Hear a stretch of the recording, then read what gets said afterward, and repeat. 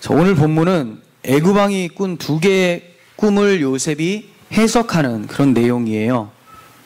바로는 꿈을 꾼 후에 해석을 할 수가 없자 근심하면서 애굽의 온 지역에 있는 유명한 점술가들, 현인들을 다 불러 모아서 꿈을 말해줬어요. 그런데 이 사람들 중에 한 명도 그 꿈을 해석할 수 있는 자가 없었어요. 그래서 굉장히 고심한 끝에 힘들어하고 있었는데, 그때 술 맡은 관원장이 자신의 꿈을 해석해 주었던, 2년 전에 자신의 꿈을 해석해 주었던 요셉이 생각나서 바로 왕에게 말을 합니다. 그랬더니 그 즉시 바로 왕이 그를 옥에서 풀어서 데리고 오라라고 얘기를 합니다. 우리는 여기서 몇 가지 중요한 교훈을 발견하게 돼요. 첫 번째는 애굽왕 바로를 하나님이 사용하신다는 거예요. 잠언 21장 1절에서 이런 말이 있습니다. 왕의 마음이 여호와의 손에 있음이 마치 봇물 같아서 그가 임의로 인도하시느니라. 제 아무리 왕이라 할지라도 그 왕의 마음이 여호와의 손에 있기 때문에 흐르는 물과 같이 주님이 그 호수 꼭지를 오른쪽으로 틀면 오른쪽으로 움직이고 왼쪽으로 틀면 왼쪽으로 움직이면서 주님이 원하시는 방향으로 마음이 바뀐다라는 것을 말씀을 하고 있었던 거예요. 바로가 꿈을 꾼 것은 결코 우연이 아니었습니다. 하나님께서는 요셉을 감옥에서 건져내어서 존귀한 자리로 높여주시기 위해서 바로에게 꿈을 허락하셨던 거예요. 그러니까 바로의 꿈은 대단한 것이 아니라 하나님의 뜻을 이루기 위한 도구로서 등장했을 뿐이라는 거죠. 다니엘서에 등장하는 아하수에로 왕에게서도 이런 유사한 사례를 발견하게 돼요. 모르드게와 유대인들이 하만의 계략으로 인해서 학살을 당할 위기에 처해 있었습니다. 그런데 밤에 아하수에로 왕이 잠이 오지 않아서 역대 일기를 꺼내서 보게 돼요. 그러다가 뭘 찾았냐면 왕을 독살하려고 했었던, 즉 자기를 독살하려고 했었던 사람들의 음모를 모르드게가 먼저 알고 고발했기 때문에 자신이 지금 살아있다는 것을 알게 됩니다. 그래서 모르드게에게 아무 공로도 지급하지 않은 것을 알게 되고 그에게 공로를 취하해주고 유대인들을 구원해주게 되는 것이 아하수에로가 밤에 잠이 들지 않아서 역대 일기를 본 그런 이유였던 거죠. 그러면 아하수에로 왕이 그날 밤 잠이 오지 않았다라고 성경이 기록하고 있는데 어떻게 하필 왜 이때 잠이 오지 않았을까요? 그리고 하필 들었던 책이 역대 일기였을까요? 하나님께서 그에게 잠을 재우지 않으셨던 거죠. 하나님께서 그에게 역대 일기를 보게끔 만들어 내신 거예요. 하나님께서는 자기 백성을 구원하시기 위해서 아하수에로 왕에게 잠을 주지 않으시고 역대 일기를 볼 수 있도록 만들어 놓으신 거예요. 아무리 대단한 왕일지라도 그건 사람들끼리 추대한 왕일 뿐이에요. 하나님 앞에서 왕이 되는 것은 아닙니다. 직장 생활하면서 상사가 굉장히 크게 보일 때가 있어요. 세상에서 돈과 권력이 힘이라고 느껴질 때가 있습니다.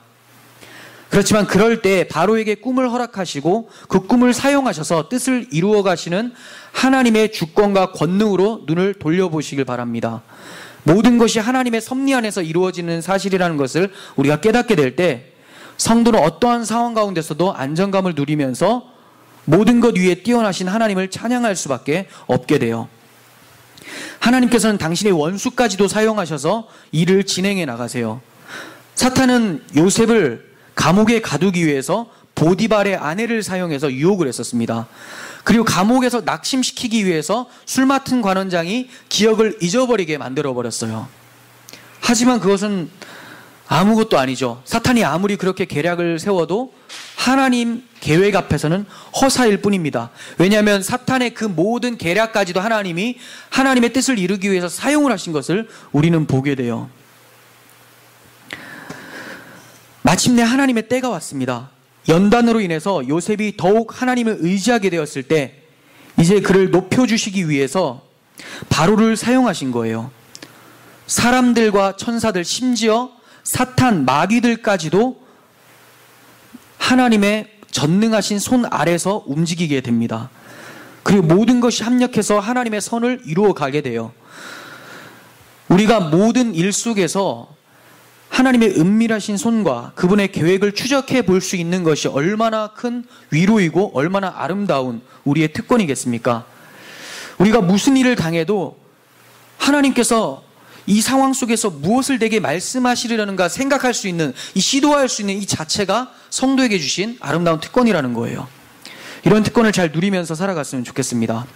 두 번째로 본문을 통해서 주는 교훈은 이 세상의 지혜가 하나님 앞에서는 어리석음이라는 것을 교훈하고 있습니다. 애굽은 세상을 상징하는 나라로 등장을 해요. 이 당시 애굽은 학문과 문화의 중심지였어요. 하지만 이 사람들은 아무리 자신들이 많이 알고 좋은 문명을 가지고 있다 하더라도 빛이신 하나님을 모르고 있었기 때문에 흑암의 백성일 뿐이었죠. 결국 우상 숭배에 빠져서 하나님을 모른 채 살아가고 있었던 사람들이었어요. 결국 그들은 하나님의 밝은 빛으로 무엇인가를 확실하게 볼 수 있는 자들이 아니라 어두움 속에서, 흑암 속에서 더듬어서 겨우겨우 찾다가 엉뚱한 것을 찾고 나서 이거다라고 외치는 그런 사람들이었던 거죠. 본문에 등장하는 애굽의 점술가들과 현인들을 생각해 보십시오. 아무도 하나님의 계시를 풀어낼 자가 없었어요. 이러한 모습을 지켜보고 있었던 바로왕이 어떤 생각을 했을까요? 야, 우리나라에 이렇게 똑똑한 사람들도 이 꿈 하나 해석을 못하는구나. 앞으로 일어날 일에 대해서 해석을 못해주는구나. 인간의 지혜가 하나님 앞에서 무지하고 무능하다라는 것을 깨달았을 것입니다. 하나님은 인생의 주관자세요. 이 하나님을 모르면 인생을 모르는 거죠. 하나님을 모른 채 인생이 뭐 어떠하다 이렇게 논하려는 허황된 시도를 그쳐야 됩니다.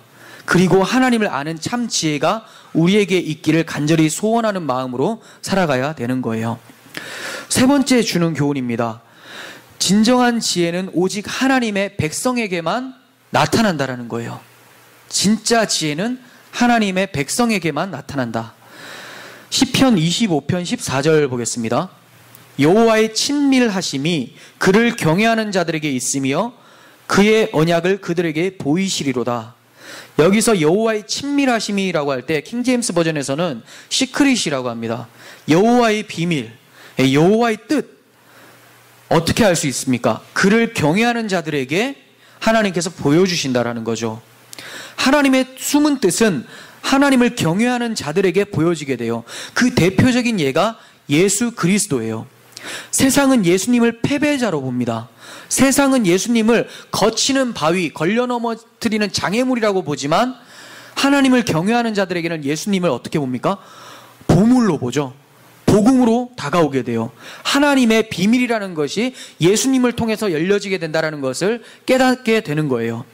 바로의 꿈은 세상을 상징하는 애굽의 미래와 관련된 꿈이었어요. 하나님 밖에 있는 자들은 하나님의 계획을 알 수가 없습니다. 하지만 하나님을 경외하는 요셉에게 보여주신 거예요. 이 점은 다니엘의 경우에도 마찬가지인데, 바벨론할 느부갓네살이 꿈을 꿨어요. 그런데 바벨론에 있는 전체 사람들이 아무도 이 꿈을 해석할 사람이 없자 다니엘이 해석을 해줍니다. 그리고 그 뒤에 벨사살 왕 때도 마찬가지예요. 벽에 메네메네 데겔 우 바르신이라는 손에 글씨가, 이게 벽에 글씨가 써집니다. 이것을 해석할 자가 아무도 없었는데 다니엘이 이것을 알려줍니다. 어떻게 그가 알려줄 수 있게 되었을까? 하나님의 택한 백성으로서 하나님을 경외하고 하나님이 그 뜻을 그에게 보여주셨기 때문에 가능한 거예요. 이제 하나님은 자기를 경외하는 모든 자들에게 장차 이루어질 일에 대해서 해석할 수 있도록 우리에게 성경을 주셨어요. 이 지혜를 주신 하나님께 감사해야 하면서 주신 지혜를 성경을 통해서 잘 사용해야 되는 것이 성도들의 본분인 거죠. 이제 하나님께서 어떤 특별한 계시를 통해서 나에게 알려준다라고 생각해서는 안 됩니다. 이미 그 계시를 받은 자들이 기록해 놓은 성경을 통해서 장차 일어날 일에 대해서 우리는 알게 된다는 거죠. 계시록만 봐도 우리가 장차 일어날 일에 대해서 보게 되고 그 일 끝에 예수님께서 재림하심으로 우리의 결국이 어떻게 되는지, 새하늘과 새 땅에 완성된 하나님 나라에 들어가게 되는지를 이미 그림처럼 본 것처럼 살아가고 있지 않습니까? 그러니까 이런 어떤 특별한 계시가 아니라 이미 특별 계시로서 성경을 주셨기 때문에 하나님을 경외하는 자들은 겸손한 마음으로 성경을 보게 되면 하나님의 뜻을 능히 알 수 있게 되는 것입니다. 네 번째 교훈입니다. 모든 일은 결국 합력해서 선을 이루게 된다는 거예요. 요셉의 경우 부당한 대우와 감옥에 갇히는 어려움이 있었지만 마침내 하나님이 그를 위로하시고 높이시는 것을 보게 돼요. 이것을 단순히 인생 속에서 쨍하고 해뜰 날이라고 생각하고 이제 나에게 뭔가 어떤 특별한 날이 다가올 거라 이렇게 생각을 하는 사람이 있는데, 그렇게 생각해서는 안 되죠. 하나님께서 인생의 한 방을 지금 말씀하시는 게 아니에요. 요셉은 구약시대의 인물로서 구약적 표현 방식으로 진술이 된 사람이에요. 구약적 표현 방식이라는 말은 불신자들이 능히 수용할 수 있는 방식이라고 생각하시면 돼요. 세상적 사고예요. 세상적 표현. 그래서 구약 성경에 복 주었다라고 하면 불신자들도 우와 너무 괜찮다라고 하죠. 그런데 신약 성경에 넘어와서 복은 예수님으로 인해서 박해받는 것이 복이라고 하니까 불신자들은 능히 알 수가 없는 거예요. 즉 영적인 해석이 바로 신약적 해석이죠. 요셉은 구약적 표현 방식으로서 세상적 방식으로 진술된 사람이었어요. 하지만 신학적인 표현으로서는 죽음 이후의 삶에서 높이 들림을 받게 된다는 것을 말씀하고 있는 거예요. 요셉은 죽지 않고 높은 자리에 올라가게 되는 것을 경험을 했어요.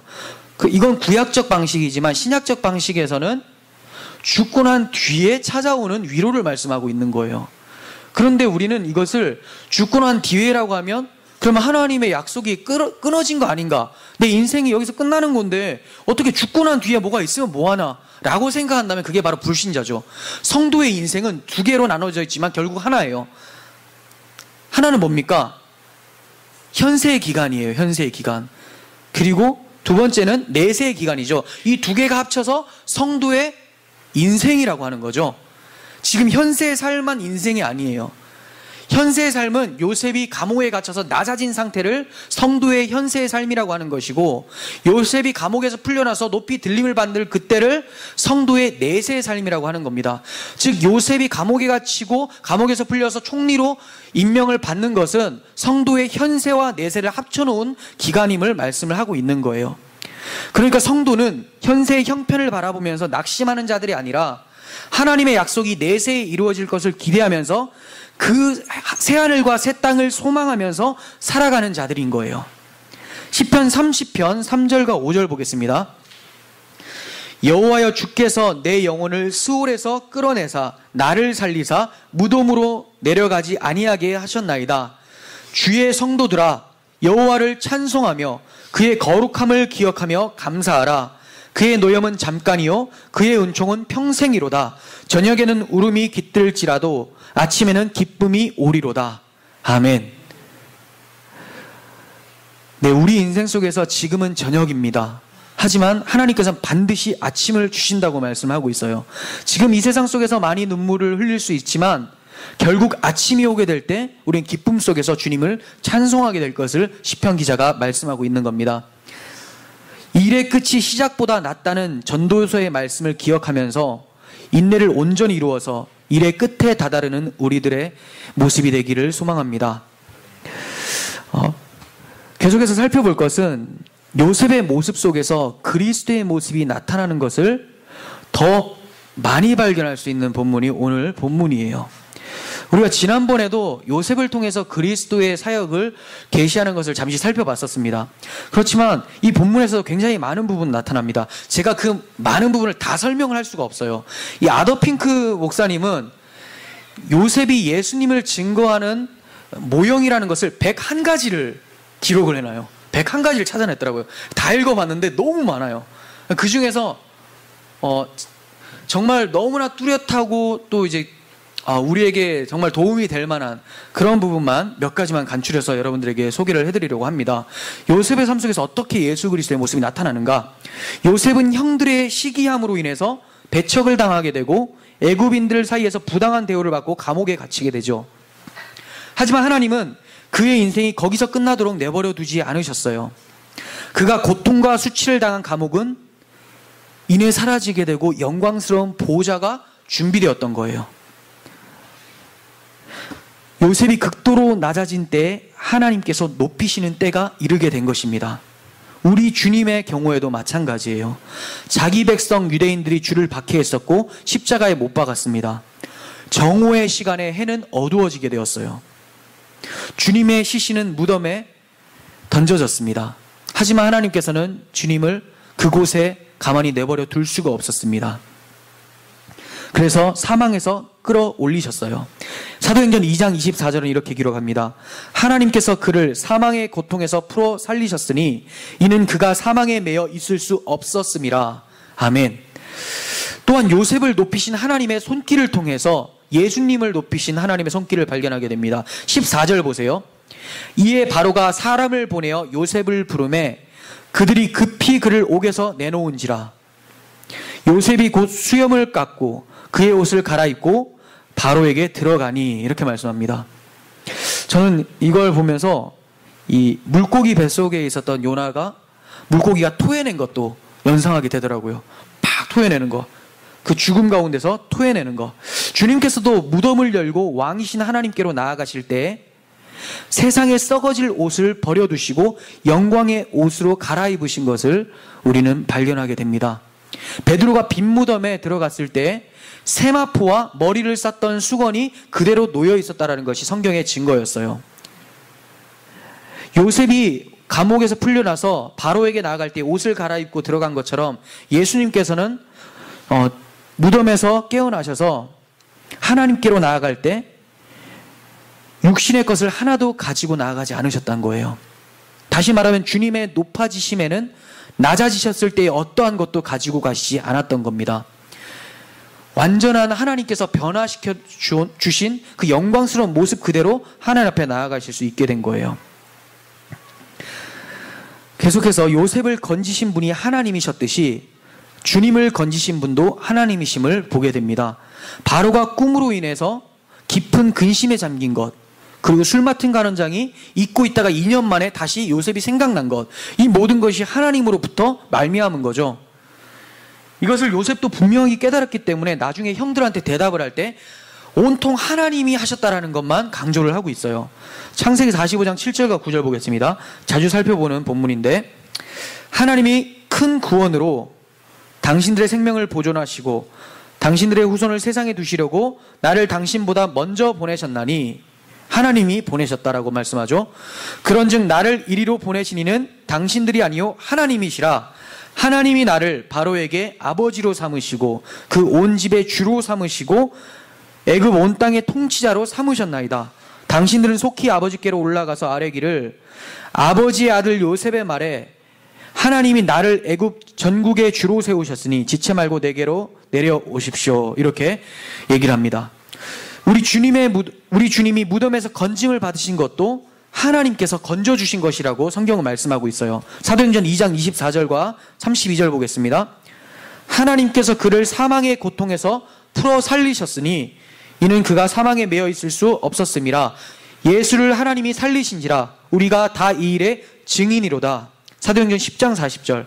하나님이 사흘 만에 다시 살리사 나타내시되, 하나님께서 그를 일으켜 세워주셨다라는 거예요. 요셉이 예수님을 예표하는 또 하나 나타나는 내용은, 요셉은 비밀을 나타내는 자로서 서게 되는 것을 보게 돼요. 비밀을 나타내는 자로서. 16절 보겠습니다. 요셉이 바로에게 대답하여 이르되 내가 아니라 하나님께서 바로에게 편안한 대답을 하시리이다. 하나님의 비밀을 요셉이 지금 얘기를 하고 있는 거죠. 주님께서도 그래요. 요한복음 17장 8절에서 나는 아버지께서 내게 주신 말씀들을 그들에게 주었으며, 예수님이 자기가 하고 싶은 말씀하셨다는 게 아니라 아버지께서 내게 주신 말씀들을 그들에게 주었다, 이렇게 말씀하고 있습니다.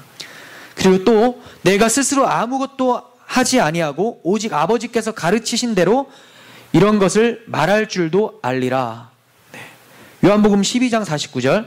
내가 내 자의로 말한 것이 아니요 나를 보내신 아버지께서 내가 말할 것과 이룰 것을 친히 명령하여 주셨으니, 예수님께서는 온통 하나님의 대언자로서 살아가셨던 거예요. 자기가 하고 싶은 말씀하셨던 것이 아니라 하나님의 비밀스러운 일들을 예수님의 입술을 통해서 증거하셨던 것이죠. 바로의 꿈에 대해서 듣고 난 요셉이 25절에서 하나님이 그가 하실 일을 바로에게 보이심입니다, 이렇게 말을 했습니다. 그리고 나서 일어날 일들에 대해서 해석을 해주는 것이 요셉의 답변이에요. 25절. 하나님이 그가 하실 일을 바로에게 보이심이니다. 그런데 이게 계시록에서도 처음 1장 1절에서 비슷한 문체가 나타나요. 예수 그리스도의 계시라. 이는 하나님이 그에게 주사, 예수님에게 주사 반드시 속히 일어날 일들을 그 종들에게 보이시려고 그의 천사를 그 종 요한에게 보내어 알게 하신 것이라. 그렇죠? 하나님의 비밀을 요셉을 통해서 얘기를 하고 있고, 하나님의 비밀을 예수님을 통해서 말씀하고 있는 것을 말씀을 하고 있는 거예요.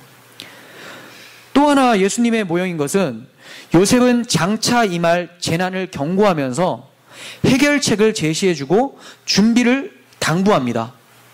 앞으로 재난이 일어날 텐데 이렇게 해결책을 삼아라, 그리고 이렇게 준비해라라고 당부를 해주고 있어요. 7년의 풍년이 오게 돼요. 그리고 7년의 흉년이 오게 됩니다. 그때 합당한 준비를 하라는 거예요. 풍년이 임했을 때 5분의 1을 저장했다가 나중에 7년의 흉년 때 대비하라, 이렇게 해결책을 주면서 준비를 당부합니다. 주님도 마찬가지로 말씀하셨어요. 앞으로 주님 다시 오실 때까지 세상에서 일어날 재난에 대해서 말씀하시고, 재난의 때에 살 수 있는 당부의 말씀도 해주셨어요. 어떻게 하면 그 재난의 때에 살 수 있는 것인가? 마태복음 24장 7절과 13절 보겠습니다. 민족이 민족을, 나라가 나라를 대적하여 일어나겠고 곳곳에 기근과 지진이 있으리니 이 모든 것은 재난의 시작이라. 그때 사람들이 너희를 환난에 넘겨주겠으며 너희를 죽이리니 너희가 내 이름 때문에 모든 민족에게 미움을 받으리라.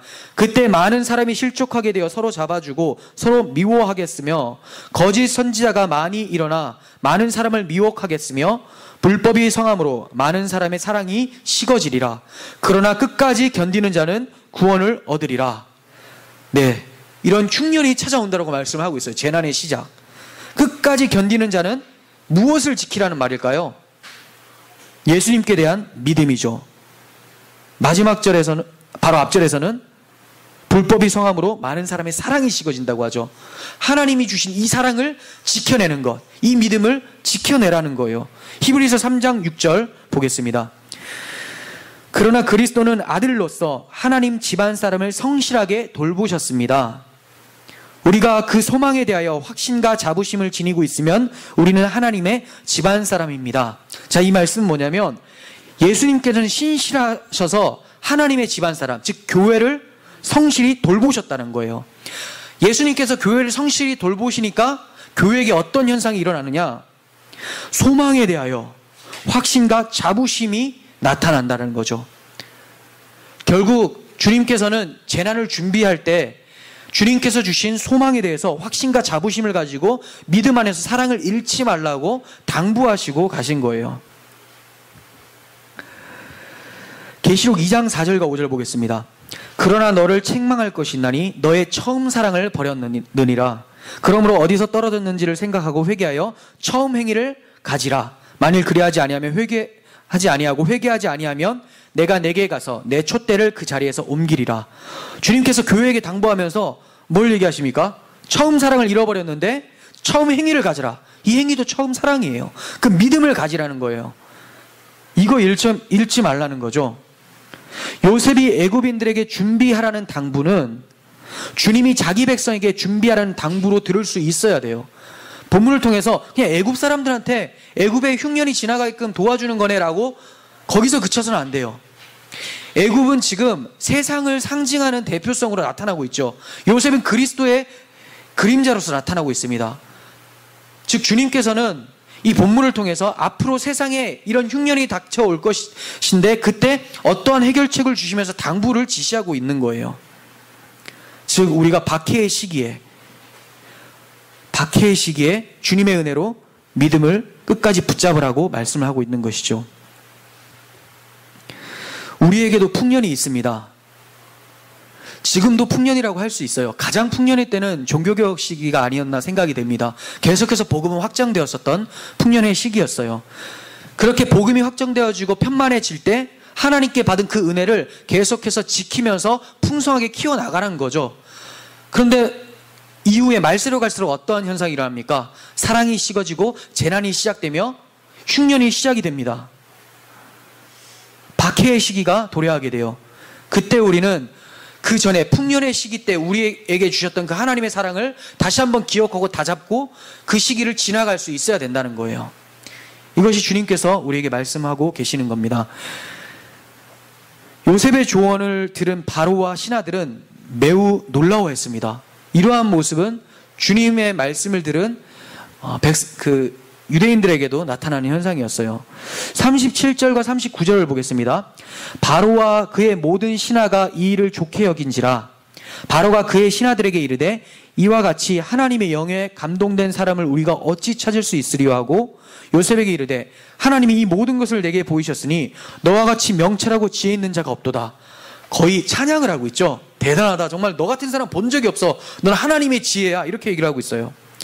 주님이 말씀하실 때도 유대인들이 어떻게 말을 합니까? 마태복음 7장 28절.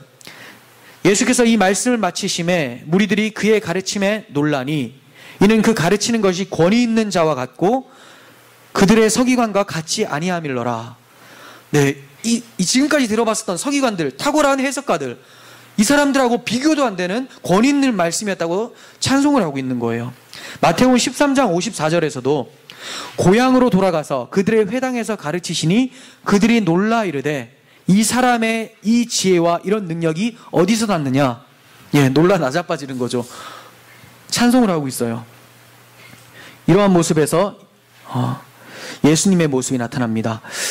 요셉은 애굽 온 땅을 통치하는 자로서 높임을 받게 됩니다. 이것도 예수님의 모형이에요. 40절 43절까지 보겠습니다. 너는 내 집을 다스리라. 내 백성이 다 내게 내 명령에 복종하리니 내가 너보다 높은 것은 내 왕자뿐이니라. 바로가 또 요셉에게 이르되 내가 너를 애굽 온 땅의 총리가 되게 하노라 하고 자기 인장 반지를 빼어 요셉의 손에 끼우고 세마포 옷을 입히고 금사슬을 목에 걸고 자기에게 있는 버금 수레를 태우고 그의 앞에서 소리 지르기를 엎드리라 하더라. 바로가 그에게 애굽 전국 총리로 다스리게 하였더라. 네, 진짜 왕과 같은 특권을 다 주는 거예요. 높은 건 왕 자리밖에 없대요. 물론 바로는 악인이죠. 악인. 이방 나라죠. 근데 여기서는 그 요셉이 통치하는 나라의 왕으로 등장을 하기 때문에 하나님 나라의 왕, 하나님의 그림자로 나타나기도 해요. 그리고 요셉은 이 하나님 나라의 왕이면서 왕의 특권은 다 가지는데 그 보좌만 바로 우편에 있는 예수님을 보여주기도 한다는 거죠. 그래서 예수님이 하나님의 자리에 앉으시는 것이 아니라 하나님 보좌 우편에 앉으신다라는 그 표현이 바로 이런 겁니다. 그렇다고 해서 예수님이 하나님이 아니시고 왕이 아니다 이 말이 아니라 하나님이시고 왕이신데도 불구하고 굳이 구별을 나누는 거죠. 모든 특권을 예수님에게 주신다라는 거예요. 그런데 그 바로의 특권이 요셉에게 지금 임하고 있는 거예요. 주님의 높아지심도 마찬가지죠. 베드로전서 3장 22절 보겠습니다. 그는 하늘에 오르사 하나님의 우편에 계시니 천사들과 권세들과 능력들이 그에게 복종하느니라. 사도행전 5장 31절. 이스라엘에게 회개함과 죄사함을 주시려고 그를 오른손으로 높이사 임금과 구주로 삼으셨느니라. 히브리서 2장 9절. 오직 우리가 천사들보다 잠시 동안 못하게 하심을 입은 자 곧 죽음의 고난 받으심으로 말미암아 영광과 존귀로 관을 쓰신 예수를 보니. 또 마지막으로 사도행전 2장 36절. 그런즉 이스라엘 온 집은 확실히 알지니 너희가 십자가에 못 박은 이 예수를 하나님이 주와 그리스도가 되게 하셨느니라. 네, 요셉이 애굽의 주로 등장을 하고 있습니다. 애굽의 왕으로 등장을 하고 있는 거예요. 예수님도 이와 같이 온 세상의 구주, 왕으로 등극을 하신 것이죠. 애굽 전역의 사람들이 요셉 앞에 무릎을 꿇었어요. 이후 기근이 찾아왔을 때 애굽뿐만이 아니라 다른 나라 사람들도 찾아와서 무릎을 꿇고 요셉의 말대로 행했습니다. 지금 우리는 예수 그리스도를 우리 왕으로 모시면서 무릎을 꿇고 있습니까? 만약 우리가 무릎을 꿇고 있다면 왕이 시키는 대로 삶을 이행해 가야 할 거예요. 요셉의 지시로 인해서 기근이 찾아와도 애굽이 살게 되었던 것과 같이 우리에게 기근이 찾아와도 예수님 앞에 무릎을 꿇고 예수님이 말씀하시는 대로 살아간다면 우리에게 이 기근은 지나가게 될 거라는 거예요. 무엇이 기근이고 재난입니까? 양식이 없어서 주림이 아니고 물이 없어서 가람이 아니라 여호와의 말씀을 듣지 못한 기갈이죠. 이게 흉년이죠. 살려면 주님의 말씀 앞에 무릎을 꿇고 그 말씀대로 살아야 해요. 요셉이 그의 말로 바로의 집을 다스린 것처럼 예수님께서는 오늘날도 주님의 말씀으로 하나님의 집, 교회를 다스리고 인도하고 계신다는 겁니다. 하나님께서는 요셉을 높여주시는 과정을 통해서 주님의 십자가와 부활을 계시하고 계셨어요. 하나님은 우리를 사랑하셔서 당신의 아들을 죽음으로 내버려 두지 않으시고 부활과 승천으로 높여주심으로써 우리 또한 하나님 보좌 우편을 바라볼 수 있는 소망을 우리에게 허락해 주신 거예요. 또한 말씀이 없어서 영적 흉년인 시기에 우리가 믿음을 잘 지켜서 이 흉년을 이겨내라고 말씀하고 있습니다. 본문을 주신 목적대로 하늘에 소망을 두고 말씀으로 흉년을 이겨내며 살아가는 우리 모두가 되기를 소원합니다. 기도하겠습니다. 하나님 아버지,